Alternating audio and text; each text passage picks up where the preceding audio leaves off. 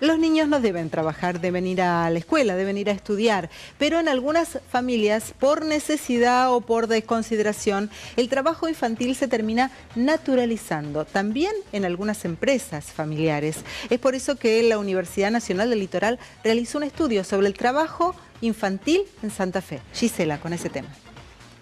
Y esto ha generado algunas medidas de parte del gobierno de la provincia. Está con nosotros Silvina de Valle, que pertenece al Ministerio de Trabajo de Santa Fe. Concretamente, Silvina, este informe de la Universidad Nacional del Litoral, ¿qué nos advierte sobre el trabajo infantil? ¿Cuáles son los datos más relevantes? Buen día. Buenos días a todos. En realidad, este relevamiento fue una decisión que se toma desde el Ministerio de Trabajo de la provincia de Santa Fe y junto a la Universidad Nacional del Litoral se realiza por primera vez, de manera inédita, digamos, en la provincia, un relevamiento con características muy particulares, ya que se ha decidido que este relevamiento sea cualitativo.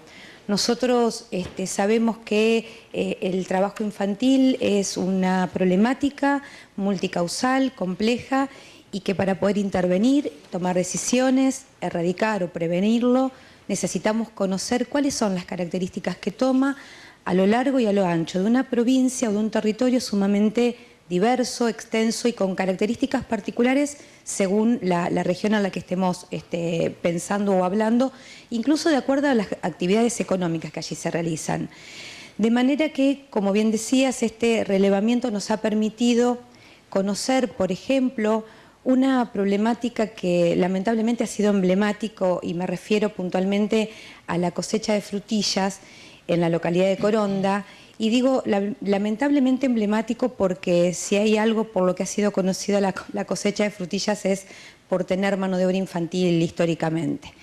Y este relevamiento que nos ha permitido conocer estas características productivas, culturales, nos ha dado las pautas necesarias para decir la forma de intervenir aquí y verdaderamente garantizar el derecho a la educación de los niños va a ser teniendo en cuenta cuáles son estas características en ese lugar. Y hoy se va a inaugurar un centro para atender esta situación, pero eso es lo que conocemos, lo que está a simple vista.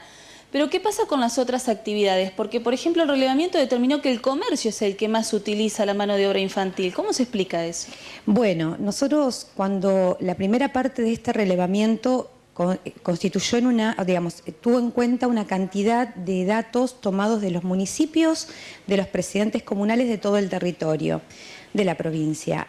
Y allí, cuando veíamos cuáles eran las respuestas, nos llama la atención que la primera respuesta casi de la mayoría de los presidentes comunales era: nosotros no tenemos chicos en las calles. De manera que la primera aproximación que podíamos tener entonces es, evidentemente, solo entendemos por trabajo infantil aquello que es visible. Sin embargo, como bien decías, hay cantidades de actividades como el trabajo infantil doméstico que al realizarse puertas adentro y al realizarse dentro del grupo familiar es tomado como colaboración y no es visto como trabajo. Lo mismo sucede con el trabajo familiar que mencionaba al principio Susana, por ejemplo, en la colecta o en la cosecha todavía artesanal de algunas producciones.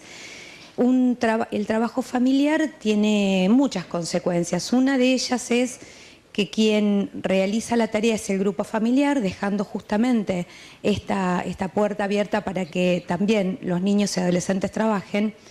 Y, por ejemplo, tenemos que únicamente quien es reconocido como trabajador es el jefe de familia, y la mujer y los niños normalmente toman la figura de colaboradores. Susana, te está escuchando Silvina, si queda alguna consulta desde Rosario. Silvina, ¿cómo estás? Un gusto saludarte. Buen día. Tenemos entendido que los formularios, los cuestionarios que fueron enviados a los municipios y comunas no fueron respondidos en la totalidad de los casos. En realidad un porcentaje muy bajo, teniendo en cuenta que son 362 y solo respondieron 80. ¿A qué se debe esto, Silvina? Vale la aclaración porque al principio decía la mayoría de los que respondieron, que fueron muy pocos. Nosotros creemos que hay una gran tarea por delante para hacer y es la de la concientización. Entendemos que no es una problemática visible por los presidentes comunales fundamentalmente, donde nosotros sí sabemos que hay actividades económicas, la mayoría de las veces que son informales. Esta es otra de las características de esas actividades en las cuales hay niños o niñas trabajando, que es la informalidad y la precariedad, pero que no son visibilizados, como bien decías, por los funcionarios, no solo por los presidentes comunales, sino por muchos funcionarios, no es visto como tal. De todas maneras hay un avance, ¿no? Tenemos entendido que hoy, por ejemplo, en Coronda se habilitan con la presencia de Bonfatti y del gobernador los centros de alojamiento justamente para los chicos de los trabajadores golondrina en Coronda, en la cosecha de la Para nosotros fue decisivo justamente contar con este relevamiento porque nos permitió entender que hay una época en el año, que es justamente los meses en que dura la cosecha, desde septiembre a diciembre, en los que el ausentismo escolar se ve marcado, o sea, profundamente marcado por justamente los niños que están en edad escolar quedar al cuidado de sus hermanos más chicos. Claro. Y esto nos hizo pensar cuáles son estas dinámicas que entran en juego para que el ausentismo o el abandono se noten de manera más pronunciada en estos meses, y justamente creímos y creemos que el Estado, garantizando el derecho del cuidado de los niños de primera edad, y, por supuesto, garantizando el derecho a la educación de aquellos que están en edad escolar, era la manera estructural más, si se quiere, más certera y más eficiente de dar respuesta.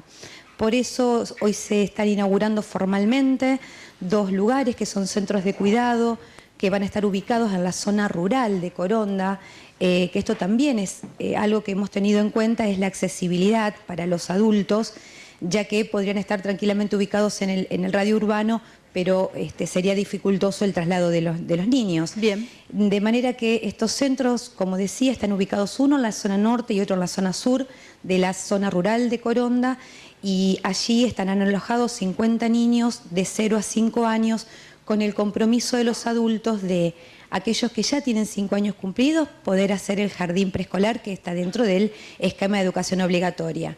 Y quienes tienen hermanos mayores en edad escolar, la obligatoriedad de los adultos de garantizar la permanencia en el sistema educativo. Muchísimas gracias, Silvina.